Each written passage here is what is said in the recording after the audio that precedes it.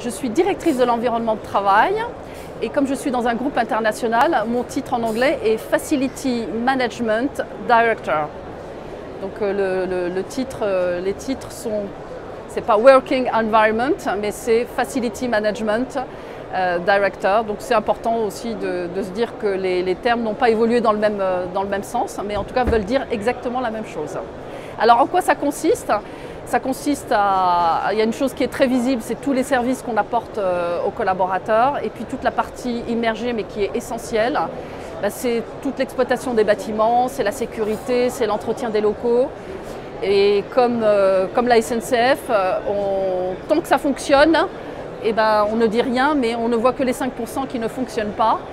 Donc notre rôle est de faire en sorte qu'on est dans un environnement de travail qui soit impeccable et qui soit surtout propice pour les collaborateurs à l'épanouissement dans leur cadre de travail afin qu'ils puissent se consacrer entièrement à leur cœur de métier qui n'est pas l'environnement de travail.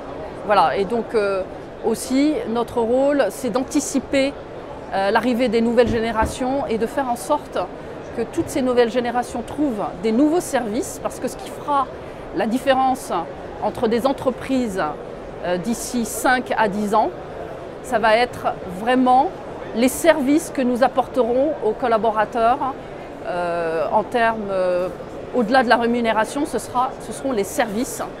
Et un collaborateur qui viendra dans l'entreprise comparera les services d'une entreprise à une autre et pas seulement la rémunération. Donc notre rôle va être de plus en plus impactant dans le choix des nouvelles générations qui sont de plus en plus exigeantes, mais aussi de moins en moins nombreuses en effectif. Donc il faudra aussi les attirer et aussi les fidéliser.